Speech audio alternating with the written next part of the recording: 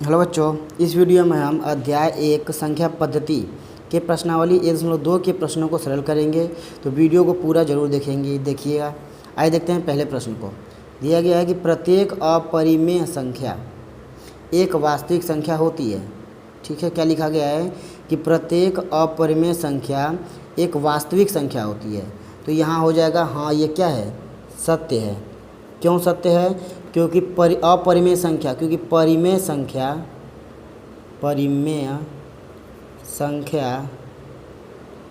और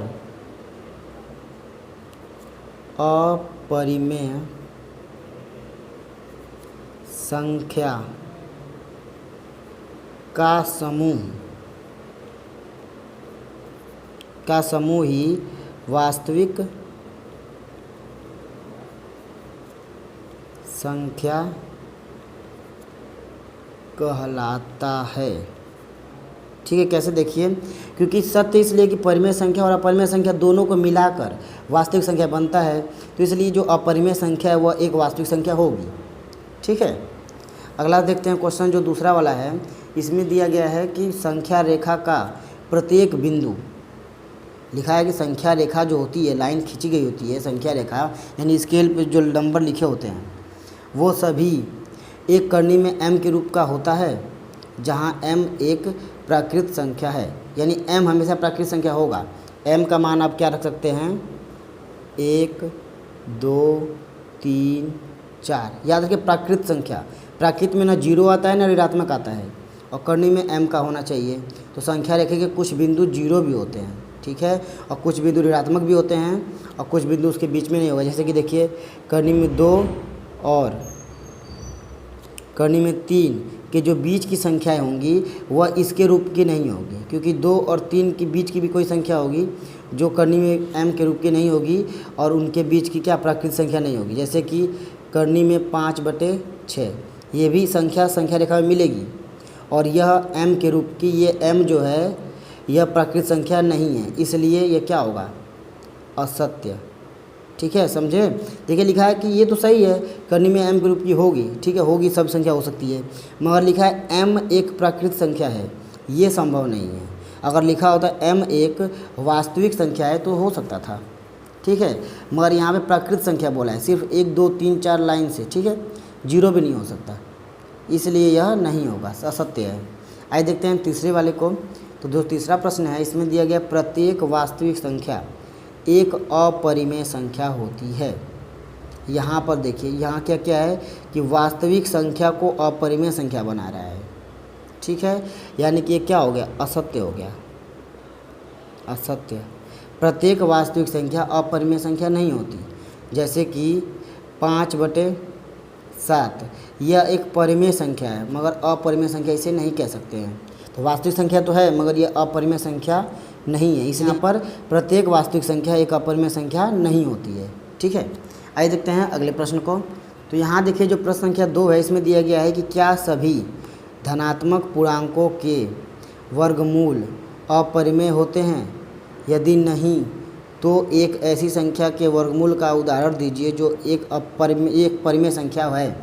इतना बड़ा लिखा है बस भुलवाने के लिए। ठीक है, क्या लिखा है कि धनात्मक पूर्णांक में देखिए, पूर्णांक होगा 1 2 3 4 5 6 7, ये सब संख्या पूर्णांक हो गई, धनात्मक पूर्णांक भी है। क्या प्रत्येक का वर्गमूल एक, क्या लिखा है कि प्रत्येक का वर्गमूल अपरिमेय होता है, यानी कि इसका वर्गमूल अपरिमेय, ये अपरिमेय, ये अपरिमेय, ये अपरिमेय, ये अपरिमेय, ये अपरिमेय, ये सबका अपरिमेय होगा, मगर नहीं होगा, क्योंकि देखिए करनी में जो 4 का मान है यह निकल के जाता है क्या, 2, जो कि 1 2/1 लिख सकते हैं, और ये बन जाएगी परिमेय संख्या। ठीक है, इसलिए नहीं कह सकते हैं कि प्रत्येक जो करनी में जो संख्या होती है पूर्णांक, धनात्मक पूर्णांक, वह एक अपरिमेय संख्या होगी, अधिकतर तो होंगी अपरिमेय संख्या वर्गमूल, मगर कुछ संख्या ऐसी भी हैं जो परिमेय संख्या होती हैं, इसलिए नहीं कहा जा सकता कि प्रत्येक। ठीक है, तो आइए देखा जाए अगले प्रश्न को। अगला प्रश्न में क्या दिया गया है, तो यहाँ दिया गया है कि प्रश्न 3 में दिखाइए कि संख्या रेखा पर करनी में 5 को किस प्रकार निरूपित किया जा सकता है। यहाँ देखिए संख्या रेखा पर हम 1, 2, 3 संख्याओं को दिखा सकते हैं, दशमलव की संख्या को भी दिखाना सीख चुके हैं, मगर यहाँ पे करनी में 5 को दिखाना है। तो अब ये करनी में 5 को दिखाने के लिए एक दूसरे तरीके से किया जाता है, आइए उस पहले तरीके को समझ लिया जाए। ठीक है, तो यहाँ देखिए करनी में कोई भी करनी वाली संख्या को पहले संख्या रेखा पर निरूपित करने से पहले 2 उसके वर्ग के रूप वाली संख्या में तोड़ देना होता है। जैसे मान लीजिए 2 का वर्ग करेंगे तो क्या आएगा 4, और 1 का वर्ग करेंगे तो आएगा 1। ठीक है, 4 और 1 को जोड़ेंगे तो क्या मिल जाएगा आपका 5। तो इस प्रकार हम निकाल सकते हैं। ठीक है, यानी इस वो जो 2 समूह निकाल लेंगे तो हम इसे बना सकते हैं। कोई भी संख्या पूछ देखिए करनी है 5 को कैसे पता करेंगे, 2 के वर्ग और 1 के वर्ग से। क्यों ऐसा करते हैं, तो यहाँ देखिए हमने पाइथागोरस पर में पढ़ी है। ठीक, तो इसमें अगर हम एक लंबाई मान लीजिए 1 मान लें इसको, ठीक, और इसको मान लें 2, तो इन दोनों को मिलाने वाली जो रेखा होगी ये क्या हो जाएगी, यही होती है करनी में 5। कैसे, क्योंकि देखिए लंब का वर्ग इसका वर्ग होगा ना, तो लंब का वर्ग प्लस आधार का वर्ग, और ये सब किस में रहता है करनी में ना, पाइथागोरस पर में यही है ना, कड़ बराबर करनी में लंब का वर्ग धन आधार का वर्ग बराबर 1 + 4, यानी कि करनी में 5। इस नियम से हम ला देंगे। तो आइए पहले करनी में 5 को यहाँ निरूपित कर लिया जाए। तो कैसे निरूपित करेंगे, सबसे पहले संख्या रेखा बनाएंगे एक। ठीक, मान लीजिए AB संख्या रेखा यहाँ से स्टार्ट किए। ठीक, ये हो गया आपका 0, यहाँ हो गया 1 और यहाँ हो गया 2, कुछ दूरी और ले ले 3।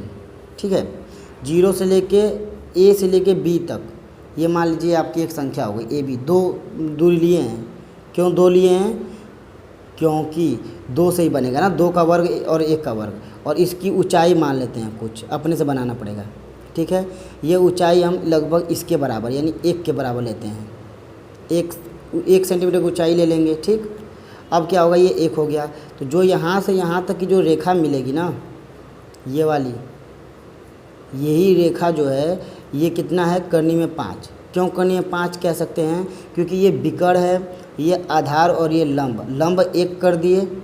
ठीक, और ये क्या कर दिए, आधार 2 कर दिए, तो आधार का वर्ग धन लंब का वर्ग बराबर 5, वो भी करनी के अंदर। तो करनी में 5 ये आ गई, मगर हमें ये लंबाई जो यहाँ पे दिख रही है इसे हमें संख्या रेखा पे दिखाना है।